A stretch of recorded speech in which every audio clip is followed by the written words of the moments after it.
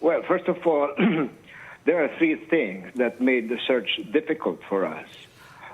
First is the sheer vastness of the search area. I computed it at 1,256 square kilometers. You can just imagine one square kilometer is 1 million square meters. Second is the weather.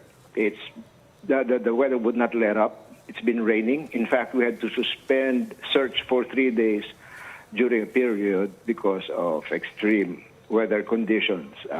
It was difficult for searchers to endure the cold, the wind, and the rain.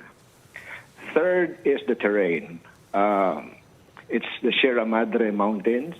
It's thickly forested, and it's a protected area, meaning it's unexplored. Chances are the steps taken by the searchers were the first in that area.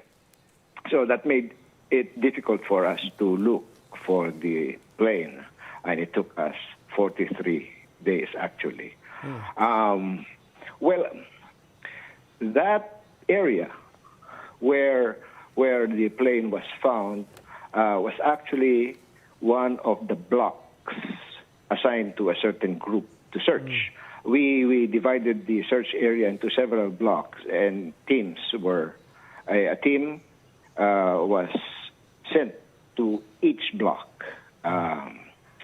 In that particular block, it was actually the third attempt to that area. Yes. During the first two failed attempts, because of the rains, the river swelled, and the current was strong, and the searchers could not negotiate the river, could not go to the other side. This morning, the weather was better.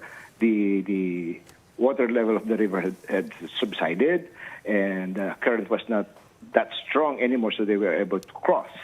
And there, across the river, they found the plane.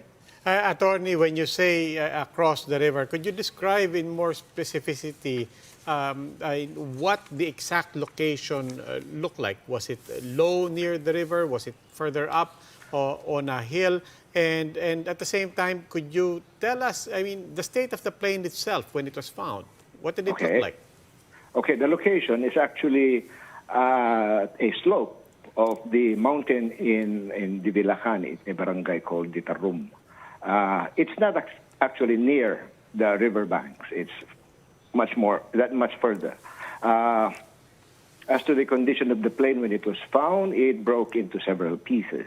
You can just imagine the impact. That's why it's now in pieces. Now, talk to us now about the, as we said, it may take still a few more days before we actually retrieve the remains of the victims. But what do you expect weather-wise in the coming days and the conditions in general for the retrieval operations? Well, weather forecast for the next 3 days is good. According to the estimate of our people on the ground, it will take about a day to reach the crash site and 2 days to bring the bodies of the passengers and the pilot down to the town proper of Divilacan. Attorney, do we have any clear idea on what caused the crash? Was there any sign to it when you found the plane? No, I refuse to speculate. I leave it to the CAAP crash investigators who will be here in Kawayan by tomorrow. They will be taken to the crash site as soon as possible.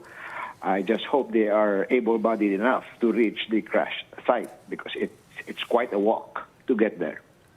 As to the family of the victims, have you spoken to them, and how exactly did they react to the news?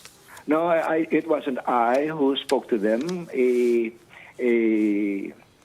go-between talked to them. The lawyer of the owner of the aircraft talked to the victims, and I have no idea actually. Of course, we can just imagine the devastation of the